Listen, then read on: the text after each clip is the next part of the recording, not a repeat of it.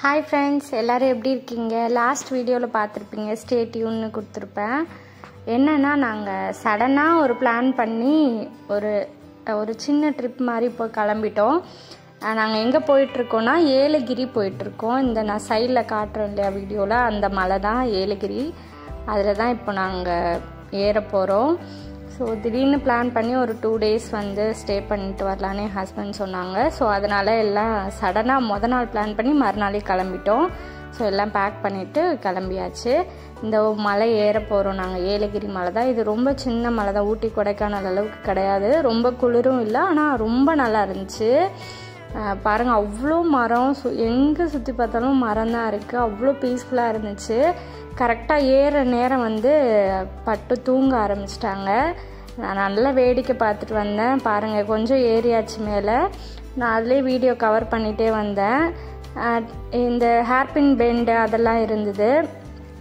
அதெல்லாம் ரொம்ப அதிகமாக இல்லை, ஒரு 7-8 தான் இருந்திருக்குமே பெண்டு.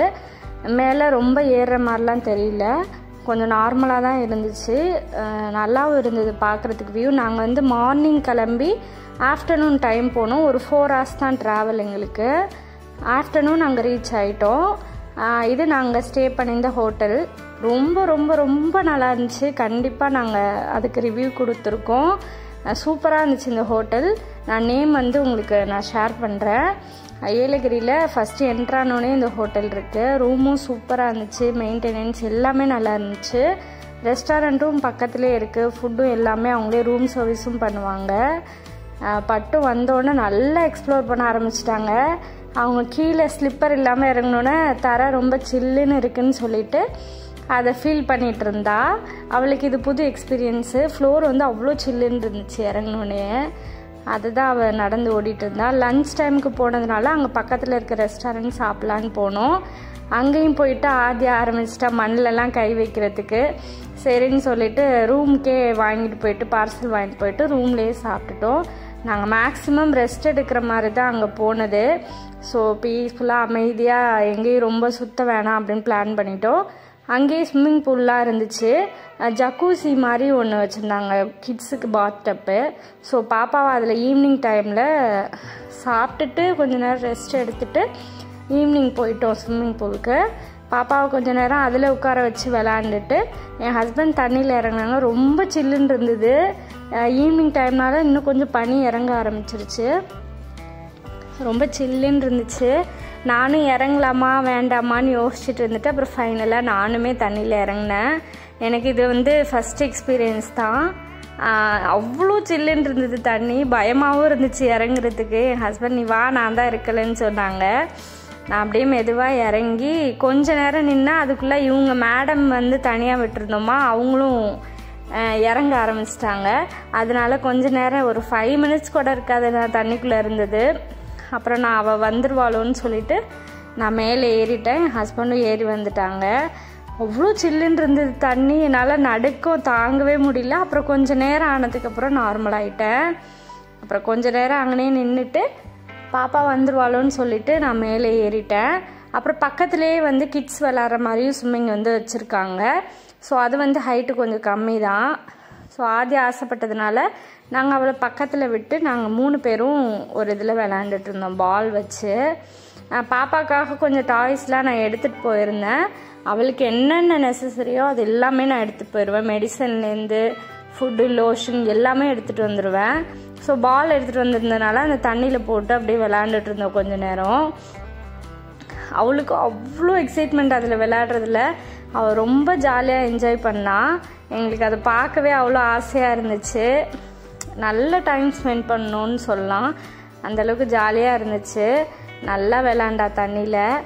குளோரின் வாட்டர்ன்னு தான் நினைக்கிறேன், லைட்டாக தெரிஞ்சுது அப்படி தான். நான் அவளுக்கு கோல்டு எதுவும் வரக்கூடாதுன்னு நான் வந்து நினச்சிட்டு இருந்தேன். அதுக்கேற்ற மாதிரி இருந்துச்சு.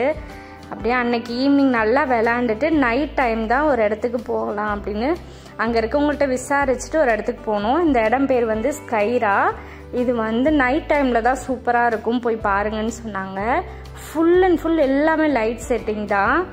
பார்க்கவே நைட் டைமில் ரொம்ப அழகாக இருந்துச்சு. இந்த மாதிரி ப்ரொஜெக்டர் வச்சு குட்டி குட்டி இமேஜ் எல்லாம் போட்டு குட்டீஸ்க்காக இதெல்லாம் வச்சுருந்தாங்க. இதே லெவல் 1 லெவல் 2 லெவல் 3 அந்த மாதிரி நிறைய பிரித்து கேம்ஸ் எல்லாம் நிறைய வச்சுருந்தாங்க. இதை நாங்கள் இது ஃபஸ்ட்டு என்ட்ரானோடனே இது பார்த்தோம். இதுக்கப்புறம் வந்து இந்த கிட்ஸ் எல்லாம் ஜம்ப் பண்ணி விளாட்ற மாதிரி ட்ராம்போலின் வச்சுருந்தாங்க. ஆனால் வந்து உள்ளே நாங்கள் அலௌடு இல்லைன்னு சொல்லிட்டாங்க. பாப்பாவுக்கு ஜம்ப் பண்ண தெரியாது. இவங்க அப்பா வெளியில் நின்று சொல்லி கொடுத்தாங்க. அவள் கொஞ்சம் ட்ரை பண்ணால். ஸோ நைட் டைம்னால நாங்கள் ரொம்ப இது பண்ணல. அப்புறம் தூக்கிட்டு அதுக்கப்புறம் நடக்க ஆரம்பிச்சிட்டோம். இது நான் வந்து அந்த ஸ்கார்ஃப் அவளுக்கு தலையில் போட்டு விட வாங்கிட்டு சொன்னால் அவள் போட்டுட்டு அதை அப்படியே கழட்டிட்டா. அதை முழுசாக அவள் போட்டுக்கவே இல்லை. கொஞ்சம் நேரம் நானும் போட்டிருந்தேன். அப்படியே அழகாக அதை பார்த்துட்டு இந்த ப்ரொஜெக்டரில் போட்டதெல்லாம் கொஞ்சம் நேரம் நாருட்டோ இருந்துச்சு. என் ஹஸ்பண்டுக்கு நாருட்டோ ரொம்ப பிடிக்கும். அதை காமிச்சிட்டு இருந்தேன். அப்படியே அதுக்கு அடுத்த ஸ்டெப் முடித்தா இந்த பிரிட்ஜில் நடக்கிறது. இது வந்து ஹேங்கிங் பிரிட்ஜ் மாதிரி இருந்துச்சு. கொஞ்சம் எனக்கு பயமாக இருந்தது. என் ஹஸ்பண்டை முன்னாடி போக சொல்லிட்டு நான் பொறுமையாக வீடியோ எடுத்துகிட்டு பின்னாடி போனேன். கீழே பார்க்குறதுக்கு கொஞ்சம் ரொம்ப ஹைட்டு கிடையாது, இருந்தாலும் அது ஒரு மாதிரி ஹேங்கிங்காக இருக்கிறதுனால கொஞ்சம் பயமாக இருந்துச்சு. லைட்டாக ஆடிச்சு, அதனால பயமாக இருந்தது. இருந்தாலும் கொஞ்சம் த்ரில்லிங்காக இருந்துச்சு. இதெல்லாம் ஃபஸ்ட் எக்ஸ்பீரியன்ஸ் தான். ஸோ அதனால் நடந்துட்டேன். இதுவே 3-4 பிரிட்ஜ் மாதிரி இருந்துச்சு. அப்படியே கிராஸ் பண்ணி போகிற மாதிரி. அதுலேயே அப்படியே நடந்து போயிட்டோம்.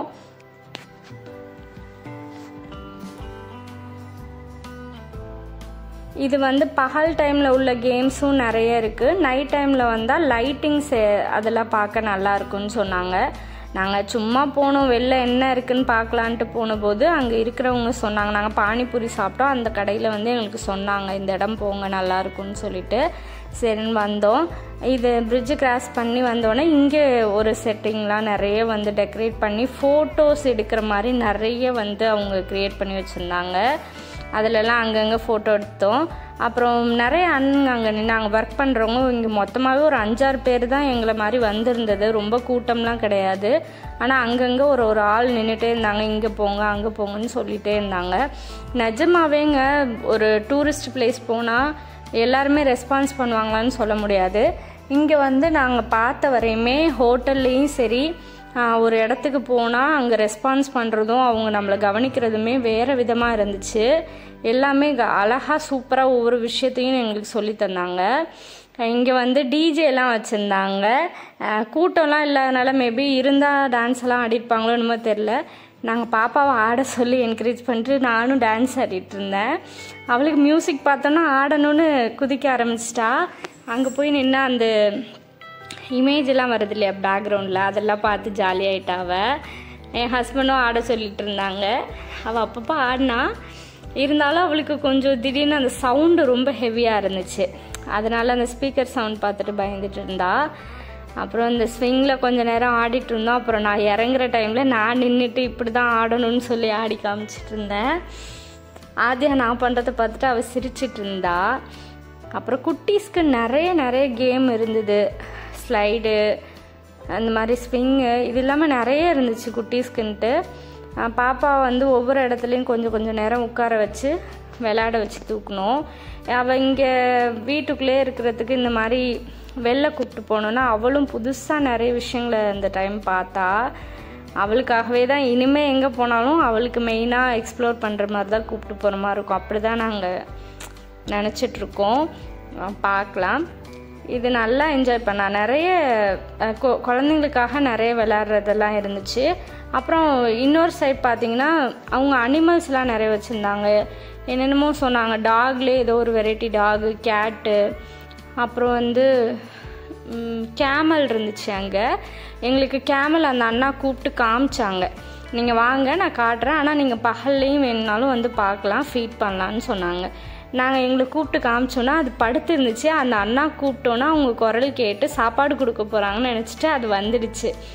எங்களுக்கு ஆச்சரியமாக இருந்தது. அவர் குரல் கேட்டோடனே கூப்பிட்டார். அவர் உடனே எழுந்து வந்துடுச்சு. அது எங்களுக்கு கொஞ்சம் பயமாக தான் இருந்துச்சு. அவர் பில்லு வந்து எங்களுக்காக பறித்து கொடுத்தாரு. நாங்கள் அதுக்கு ஊட்டி விட்டோம். இந்த அண்ணா தான். அவர் கூப்பிட்டோன்னே அழகாக வந்துடுச்சு. என் ஹஸ்பண்ட்லாம் தொட்டு பார்த்தாங்க. எனக்கு தான் பயமாக இருந்துச்சு. லைட்டாக கடிச்சிருமோன்னு பயம் வந்துருச்சு. ஆனால் அது கடிக்காதான், சாப்பாடுக்காக பார்க்கும், கொடுத்தா சாப்பிட்டுக்கும் அப்படின்னு தான் சொன்னாங்க. நான் தான் தொட்டு பார்க்க எனக்கு எட்டலை. நான் ட்ரை பண்ணிகிட்டே இருந்தேன். அப்படியே தொட்டு பார்க்கலான்ட்டு பார்த்தா லைட்டாக இப்படின்னு தலையாடிச்சு. நான் பயந்துட்டேன்.